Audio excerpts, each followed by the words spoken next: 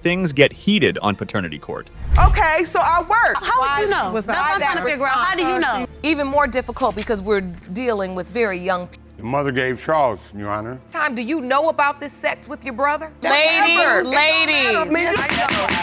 I feel that he's my father. The most difficult cases to handle are the ones where a mother swoops in, proclaiming that a dead man fathered her child. Miss Willingham has come to court for pretty much the same reasons today. She wants to prove that the late Nathaniel Allen fathered her baby Nicorian. Ms. Willingham, what has this past year and a half been like since Nathaniel's family denies your son? It's been hard.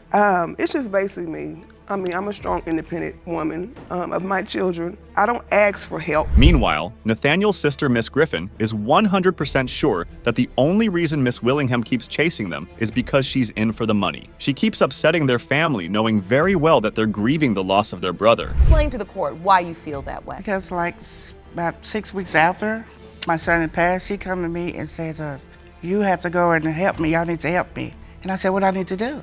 So she took me to the Social Security office, and they told her she had to get letters. So I wrote a letter and a couple of others.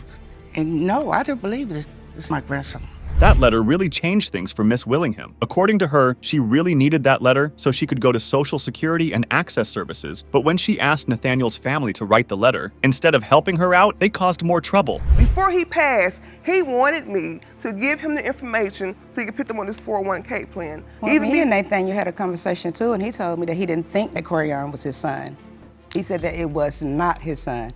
Because Nathaniel has caught you and this other person. Lord, there's all sorts of crazy going on in court. The Griffins have a completely different story to tell. According to them, their boy Nathaniel was in a relationship with someone else when Nicorian was born, so it's not even possible that the child is his. Hurt your son? What did I do? You hurted him. Your son hurted me. No. What do you mean? You know your my son wasn't by right. going Whatever. with other guys. Other guys? Yes. No, your son was a whore. Because you're okay, not. whatever. All right, let's That's what be it was. respectful. Yeah. Let's be respectful. All of the accusations from the Griffins really tear down Miss Willingham. The truth, according to her, is that Nathaniel left her for another woman, and when she took a pregnancy test, she called him to tell him that the baby could be his. My son asked for a DNA, but she wouldn't give it to him. No, that's not the case. We couldn't afford a wouldn't give it to DNA him. at that time. Because he came and asked me too.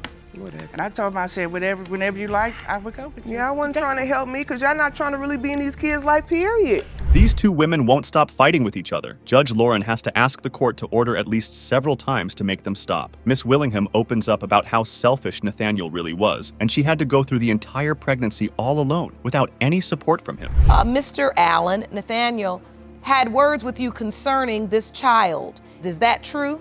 Yes, ma'am. He said that he was kind of positive that it wasn't his. He was But positive. down the line later on, he wasn't sure.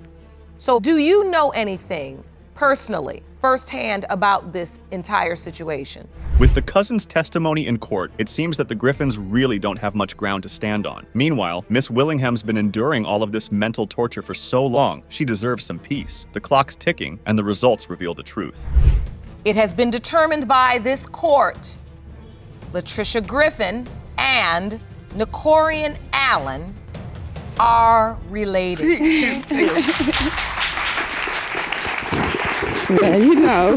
Are you ready to witness an exploding showdown in paternity court? This time, it's two grandmothers feuding over a toddler's paternity. Miss Johnson and her mother are prepared to fight Jalen Taylor and his mother and fire up the court. Ms. Johnson, you and your mother say even though the father of your 2-year-old son, Jaden Taylor, is a deadbeat dad, he has never denied him up until a couple of weeks ago. And today you claim to have medical evidence that proves Mr. Taylor is the father of your son. Is that correct? Yes, Your Honor. Miss Johnson and Mr. Taylor had been co-parenting the 2-year-old boy. Then, 5 days ago, out of nowhere, Miss Johnson receives a strange text from Mr. Taylor. Suddenly, he refuses to look after the baby and wants a DNA test. Turns out an unknown woman told some big secret to Mr. Taylor. A girl told me she had something to tell me about my baby mother. She said Miss Johnson told another girl that Jaden wasn't mine.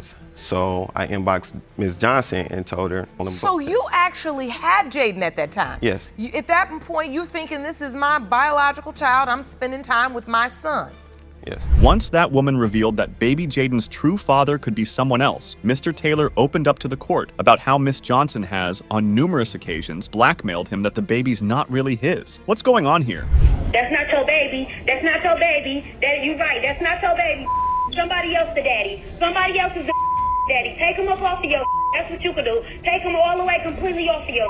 Period. Take him off. No, and I'm finna come get my own baby. How about that? That's mine. That's my baby. What a shocker! Here, Miss Johnson and her mother are protesting that Jaden is, indeed, Jalen's son, but then the video recording as evidence just says otherwise. What do these two women want? On top of that, Miss Johnson's mother justifies her daughter's behavior, saying she did it in anger. Why do you think he'd make it up, Miss Johnson? Because he don't want to step up to the plate and be a dad. He does nothing. He just, you know. That's a lie. What you I do? do everything for him. What proof? Where's the proof? You ain't seen him in 5 months, so what you do? I have a lot of proof. I sent. Okay, any where is it? receipts? Can you see it? Can you You got any see that? receipts? No. Oh, you ain't got that? So wait a minute. That's what I thought. He don't have to have receipts. After that really heated duel between grandmothers, everyone's on the edge of their seats. Miss Johnson claims that Mr. Taylor's a deadbeat dad, but his mother says that it's Miss Johnson who's failed as a mother. But Miss Johnson reveals a new bomb. Mr. Taylor refused to see Jaden for 5 months. Tell me the story. How did that happen? Actually, the court sent in a paper saying I had to go take a DNA test. I went down there to take a DNA test. After I left, I messaged Ms. Johnson and told her that she was supposed to come with me to take the DNA test for my son.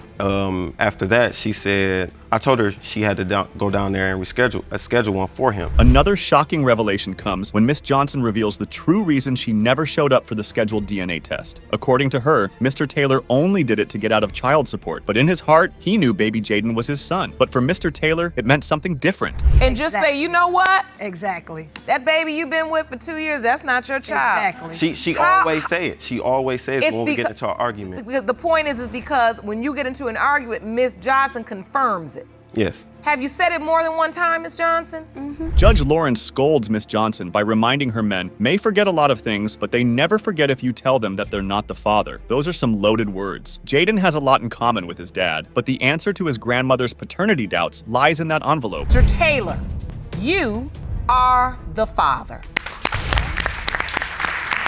You ain't had nothing to say. Now I read the result.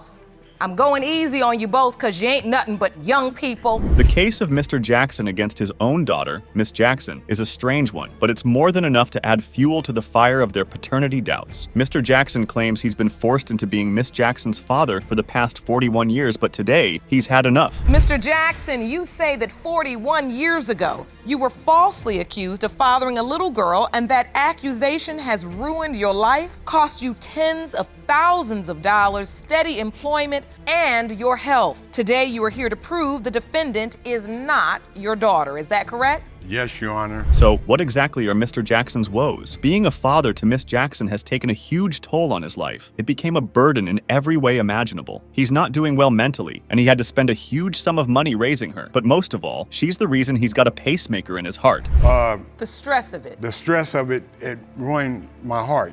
How long have you been paying support, sir? I've been paying support since I was maybe 30, Your Honor. I started working for a private contractor. For 18 years, Your Honor, I did not know that I owed child support. But he's not exactly an innocent bystander here. Miss Jackson reveals that since she turned 10, Mr. Jackson has been telling her harsh things like how her mother is a promiscuous woman who slept around with multiple men. Who says those things to a little girl? Well, because I was never really embraced by Mr. Jackson as his daughter. I was always feeling like I was just someone there who he had a relationship with my mom, that I was just there. What was the nature of the relationship with Miss Jackson's mother? At the time I was married. Then, Mr. Jackson puts his foot down and claims that he never even signed Miss Jackson's birth certificate. His real name is Charlie Jackson, but the birth certificate says Charles Jackson, and the only person who called him Charles was Miss Jackson's mother. What can Miss Jackson say to that? Mr. Jackson, when I was 9 or 10 years old, him and my mother came back together to live together, and we had ice cream trucks in the neighborhood. So one day I asked my Mr. Jackson if I could have 25 cents so that I could buy ice cream, and he told me he didn't have it. Miss Jackson breaks down that she can't be with good men because of Mr. Jackson. He gave her so many issues that now she can't ever be in a functional relationship. Mr. Jackson says that he never knew she was going through so much. Moreover, Mr. Jackson thinks because she can't stutter, she can't be his daughter. attempting to help Miss Jackson determine whether or not Mr. Jackson, a man she believes is her biological father, is in fact so. And during his testimony, he has talked about all of his children suffer from stuttering. Is stuttering an inherited trait? Eventually, Judge Lauren calls in Mr. Jackson's witness. And guess who it is? It's his stepson, Mr. Johnson. The judge asks him a lot of questions to cross-check whatever Mr. Jackson said in court up until now. Then she starts asking him about Miss Jackson. Because she potentially could be your biological child. I feel like he should have gotten a DNA test a long time ago. From the time that Mr. Jackson and my mother conceived me, he has always felt that my mother slept with someone else and that it's a possibility I'm someone else's child. It's been a little bit too much for both Mr. Jackson and Miss Jackson. Witnesses and experts have been brought in, yet the only way to provide either of them any consolation is to finally open up the brown package. Will the results help save their failing relationship? Only one way to find out. Mr. Jackson Jr., you are her father.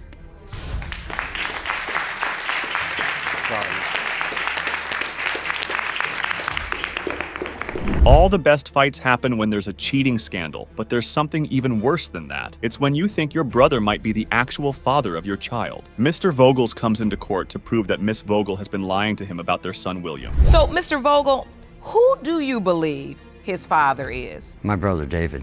Oh. She had sex with my brother in my car in a parking lot in Janesville, Wisconsin. Okay, wait a minute. Just take me back. I'm sorry, Your Honor, but there was no sex in the car.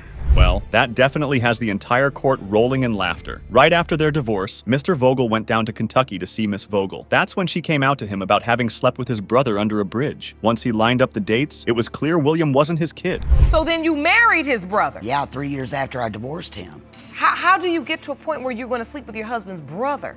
Well, the bridge thing, he treated me better. He was good to me. And he just was that smooth that he just talked me right out of my... But the truth lies in how William tells the entire story. He tells Judge Lauren that when he was 5, he used to think that his uncle David was his father. After all, that's who Miss Vogel was married to at the time. Then one day she tells William that actually, his real dad could be Mr. Vogel, aka Daniel. And now I have a young man standing in my courtroom, quite frankly, that says he hasn't had a secure thought in years. No, he hasn't. Because he doesn't have a firm foundation. No, because he doesn't know who his father is.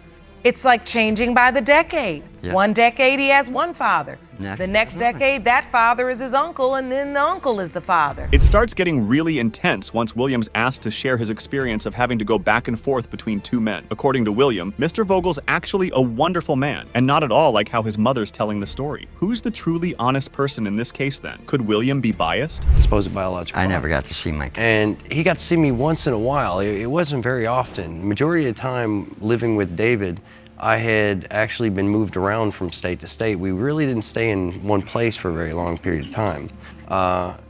So my understanding of it was David was my father because he was the one raising me. Eventually, everything comes out in the open when Mr. Vogel starts sharing the dates. He tells the entire court how Miss Vogel admitted to sleeping with David on the 19th of February, 1984. The same day Mr. Vogel was trying to celebrate his birthday. That's one way of hurting your then husband. Well, Your Honor, what really made the difference is I was gone and I came home on the 27th of February when we were set to move down to Kentucky.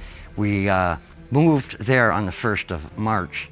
And Donna was having her menstrual period, of which she did every time she had, well, which she did when she had my oldest son. The main problem here is that because of all this confusion, it's Mr. Vogel who's been paying William's child support since 1990, even when he believes that he's not the boy's father. And now, Mr. Vogel has 3 of his own children to take care of, so all of these finances have taken a toll on him. Mom, Ms. Vogel, as you stand here in court today, has any of this testimony affected your belief? Because you've told him back and forth. Is it just because you've just always been confused? Yes, Your Honor, it is, because I just don't know. Well, that's why we're here. Daniel. I thank you for that. That's okay. So, before things could get any worse, Judge Lauren mediates a kind of truce between these 3. But it still doesn't take away the fact that poor William had to grow up feeling so uncertain about the identity of his own father. Who's the uncle here and who's the father? Mr. Daniel Vogel, you are his father.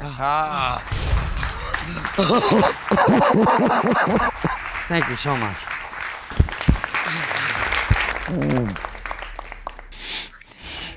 More.